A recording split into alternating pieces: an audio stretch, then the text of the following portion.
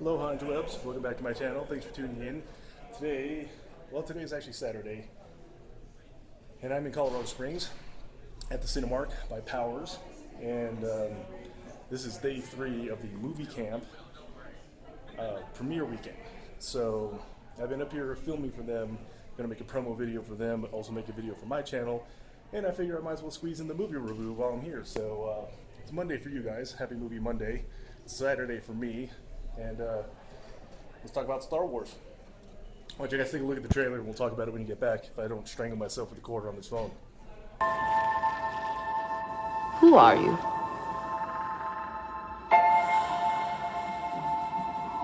I'm no one.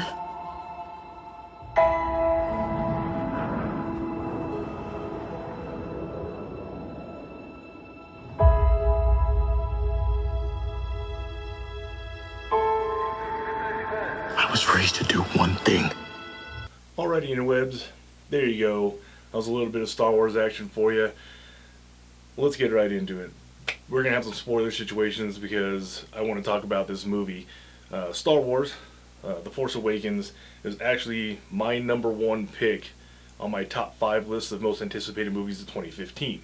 I really enjoyed this movie, and it definitely lives up to my expectations of being #1 overall of all the movies I wanted to see this year, much less my top 5.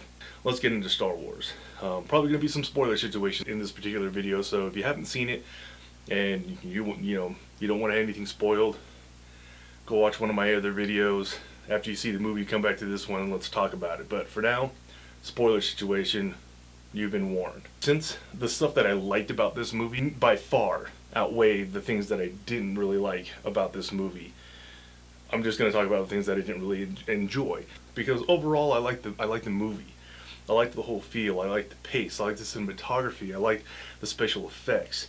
I liked the incorporating the older characters with all the new faces and the new characters and new storylines. So there's establishing new stuff. There's trying to wrap up old stuff. Still a lot of ambiguous things, questions that haven't been answered yet, so we'll hopefully get into some of those scenarios in the future movies.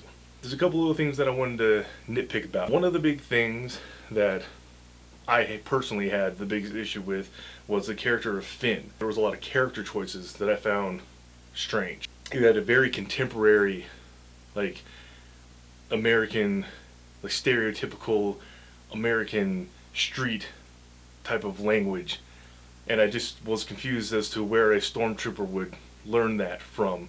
I mean, I guess we could assume that all stormtroopers talk to each other just like your regular Americans do today, when they talk to each other when they're not at work, and then when they're in the suits, they're all it's all military. And I just don't know where he got his street attitude from. If he was a stormtrooper his whole life, and then all of a sudden he wasn't a stormtrooper, and he sounds like a guy that you'd run into at the 7-Eleven down the street waiting in line to buy gas. So strange character choice, strange directorial choice by JJ, but I was still invested in the character. What he said had merit, and how he interacted with the other characters in the story really hooked me in. Another thing, basically, how close to the George Lucas playbook J.J. Abrams actually put this movie out. Disney buys Lucas Studios. J.J. Abrams comes in and is going to direct it. I expected to see a movie that was a far departure from what we've been shown as far as how George Lucas has given us this universe. And for the most part, it was very close to the way I think a George Lucas film would have been. Very reminiscent of Star Wars, very reminiscent of some Empire Strikes Back, very reminiscent of some Return of the Jedi. So nods to all of my favorite films in this franchise. There were a lot of elements of 4, 5, and 6 that were in 7, whether it be just a nod to the past that JJ wanted to kind of bring that feel back for, or if it was a complete lack of a creative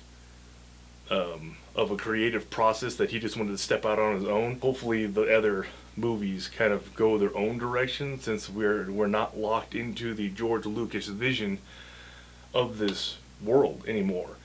They can do other things if they wanted to because Disney owns the rights. They can do whatever they want. It doesn't have to necessarily play so close to canon that we can't still enjoy it. So I was expecting a departure. What I got was very close to what has already been.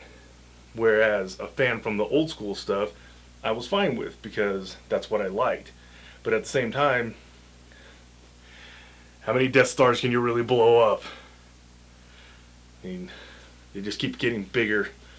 Explosions keep getting bigger. But at the end of the movie, they blew up another Death Star. So, I don't know. They could have gone a different way and they chose not to. So, those are my impressions. That's what I thought about it. A lot of good things. But those are the two big things that I had the biggest problems with. So, what did you guys think of it? What did you like about it? What did you not like about it? How many times did you go see it this weekend? Let me know. Hit me up on the social media. Questions, comments below. Star Wars people. Are you a Star Wars fan? Did you like it? I personally liked the Millennium Falcon. That was pretty dope. Best ship in the galaxy. Peace out, interwebs. Thanks for stopping by my channel. I appreciate it. Don't forget to subscribe. Catch you guys in the next video. Because the prequels don't even exist to me. Won't even talk about that. If you're not a lightsaber fight that involves Darth Maul in the prequels, it didn't even exist.